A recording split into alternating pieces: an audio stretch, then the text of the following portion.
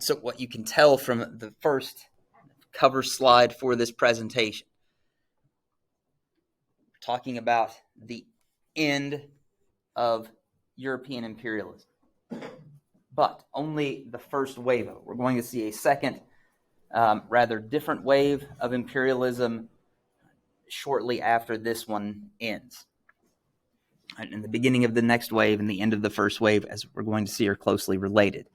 All right, as you might have already guessed, based on this famous painting of George Washington and his troops crossing the Delaware, this is going to have something to do with the American War for Independence.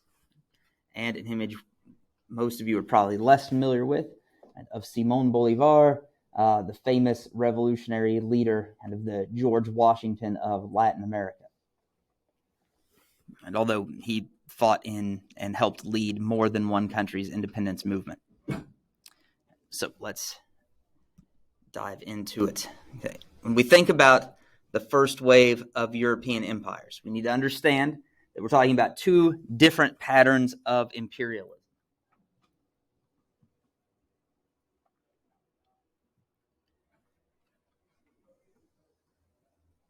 One form is very intensive. That is the colonization we see in the Americas, hence the very large red shaded areas of Spanish control.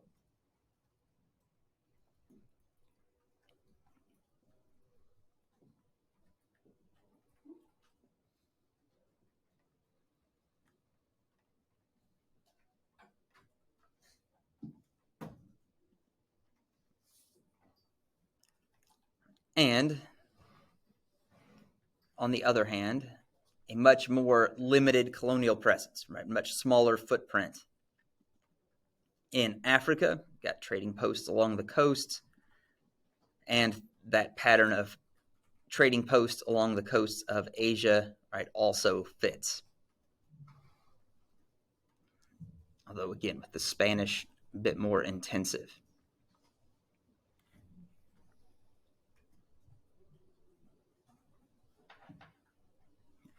And of course, if you're wondering about Brazil, this reflects the Portuguese trying to work their way in from the coast of Brazil.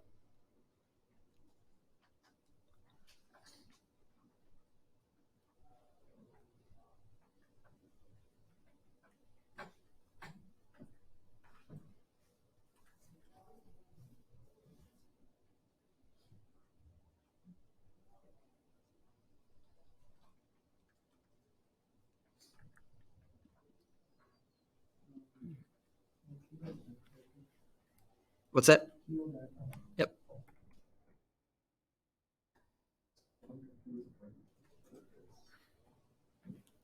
What's wrong?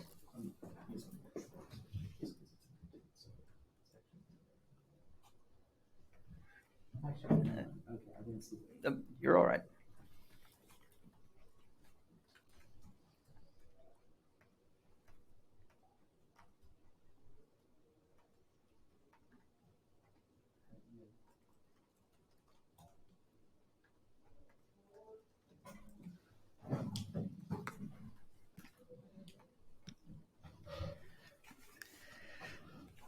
The end of the first wave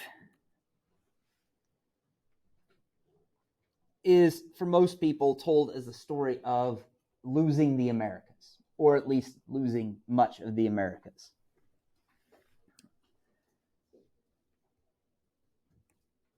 Of course, this is only a loss from the European perspective. From the perspective of the colonists, this is not a loss. This is gaining independence. But we're going to think about this from the perspective of our imperial powers. And for them, this is a loss of colonies in the Americas to independence movements.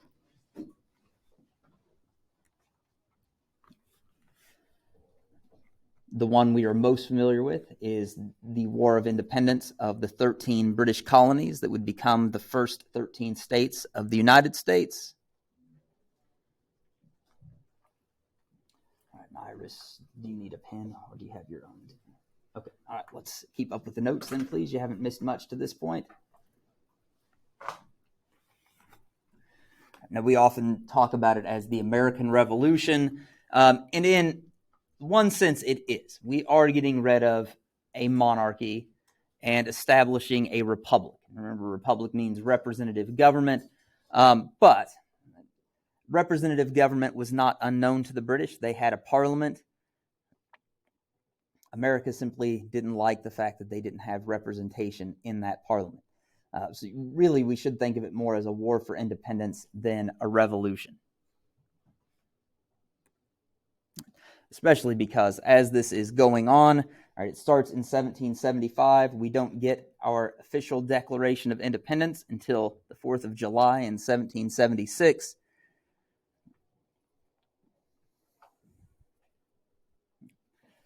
But what gets the independence rolling are colonial legislatures. Remember, legislatures are the parts of the governments that make laws that were pushing for independence. So don't think of it necessarily as a revolution and we're getting totally rid of a government system and bringing in something completely new. It's much more a war for independence. We also see this in Latin America.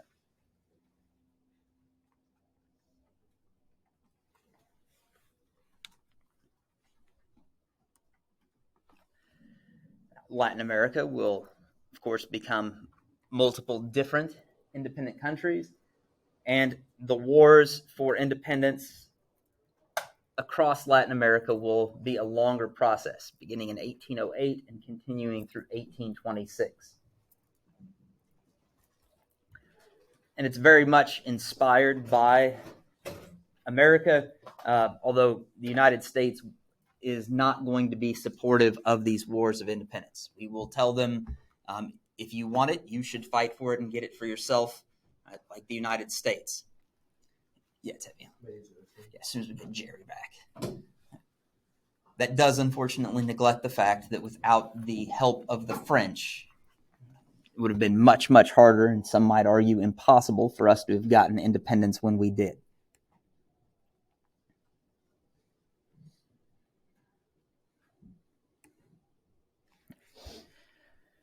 Shortly after the United States wins its independence, and in the middle of Latin American countries fighting for their own independence, the United States is becoming rapidly a powerful country in the Americas.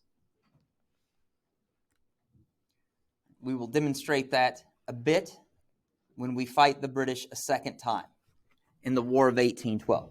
The War of 1812, sometimes referred to as the Second War of American Independence.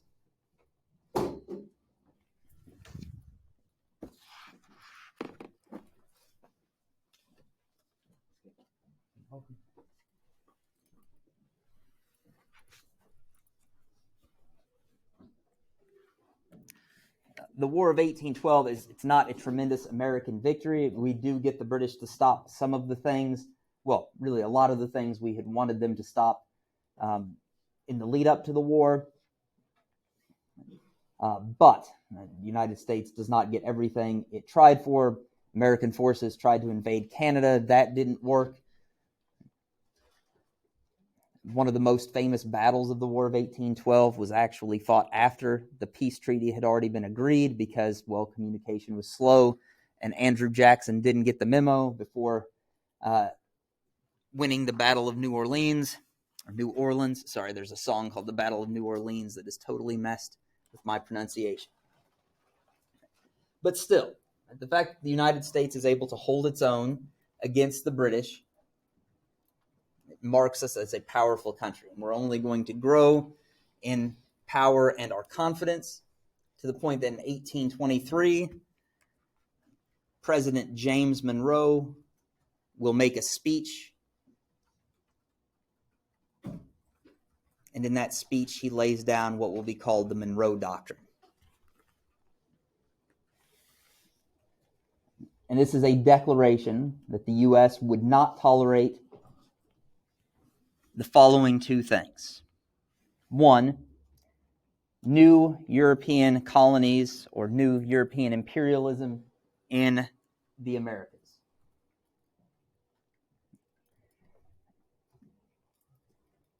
if you are a European country and your colonists have kicked you out, you can't come back in, and other countries should not try to conquer those newly independent countries for themselves. More than that, Monroe is saying America won't even tolerate political meddling in the newly independent countries.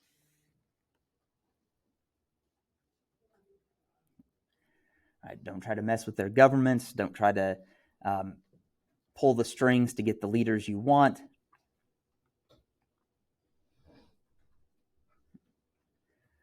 Because European governments do try to meddle. Sometimes they use money, because a lot of these Latin American countries, to get their independence, and after independence need to borrow a lot of money from Europe, and those debts kind of get used as leverage to make them do what the Europeans want. In some cases, like France will try to send in a new monarch for Mexico. That will last for a little while, but not terribly successful. Actually, not terribly successful is an understatement. It will ultimately be a huge failure. But Monroe is aware of this interference, right, and that Europeans are hungry for colonies and wants to make sure they won't. And that the Monroe Doctrine is largely respected, even from 1823.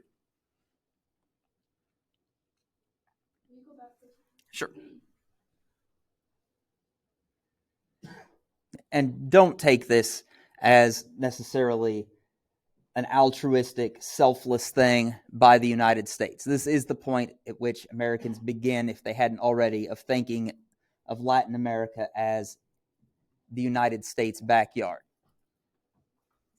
And we will treat it as such for a very long time.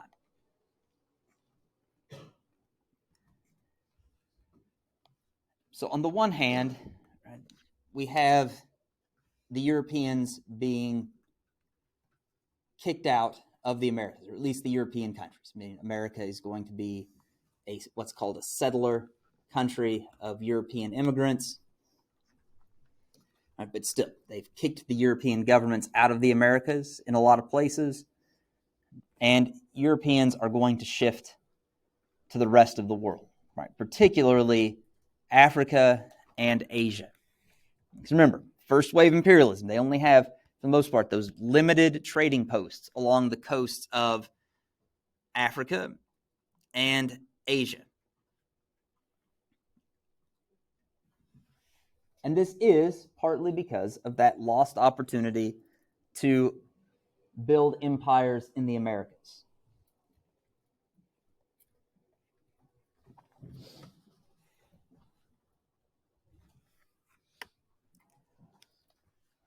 But as we're going to see, it's also recognition of the tremendous opportunities to conquer territory in Africa and Asia.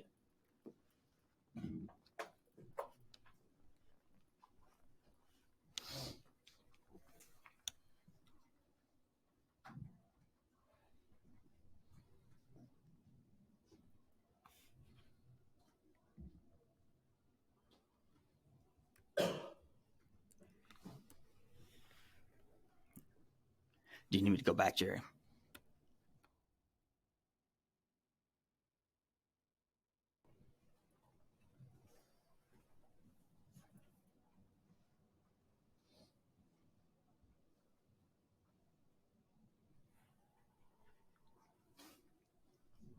Good. Okay. Thank you. Now, as I said, the 13 British colonies that would become the United States are the first to kick out European imperial powers. In our case, of course, it's the British. Why did we do this? That may seem like kind of a rhetorical question, right? We've all been taught that the American Revolution was based on long built-up grievances. It was kind of inevitable that it would happen. But other historians say, well, it really wasn't inevitable. And this idea that there were long grievances that had been driving us apart sometimes fits, but not as clearly as we might think. For example, George Washington writes a letter in 1774, and in that letter he basically says, nobody wants to break away from Britain. nobody's even really thinking about this. We're mostly happy to be a part of Britain, and we certainly think of ourselves as British. And yet, right, that's 1774. In the very next year, we're already fighting against the British. And the colonial governments are trying to figure out how to declare independence and set up a new United States. So what caused that change? Well, we're going to learn more about it, not tomorrow, because tomorrow you're going to get more time for the scavenger hunt, but on Thursday. We're going to learn a little bit more about the motivations for independence.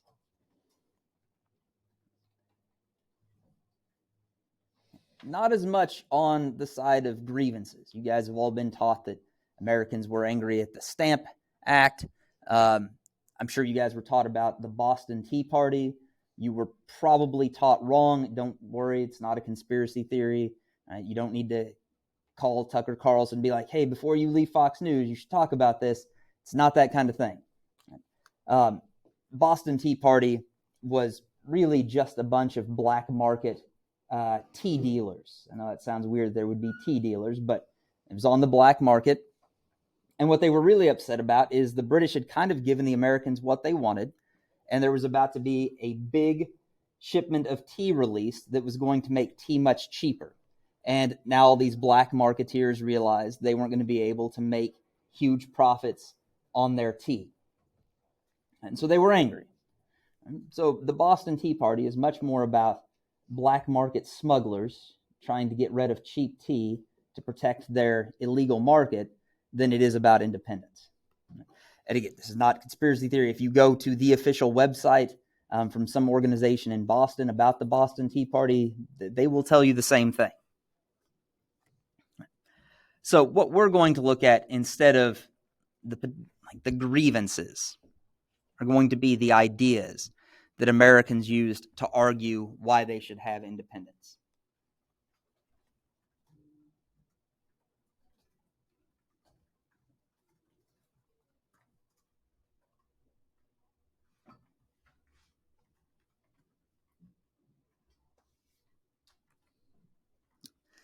And these ideas come from something called the Enlightenment.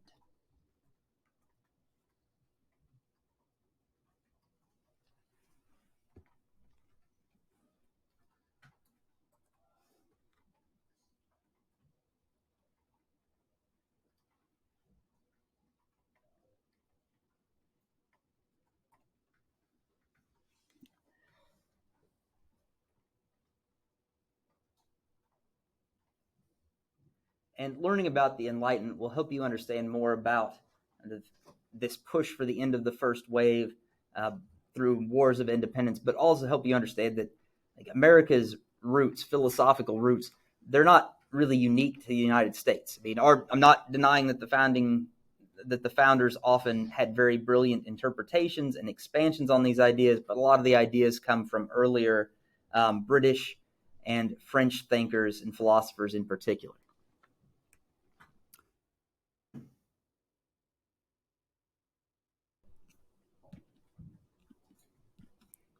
And we've kind of lost that. Okay. Let's see if we can get that back. Nope.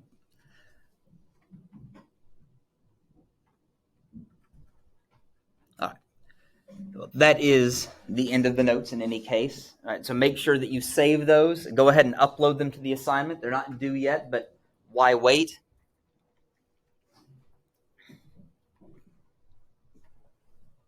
And then you've got a few minutes to work on your scavenger hunt. So again, please work with your classmates. Use those hints in terms of where the explorers are explored, what they accomplished, and in some cases, the dates of their explorations to figure out the information you need. And I'm going to try to get this strobe light thing on my computer to stop.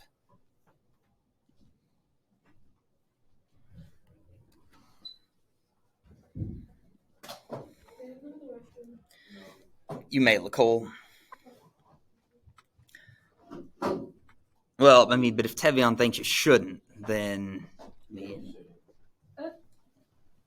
Lacole. Yes, Brooklyn.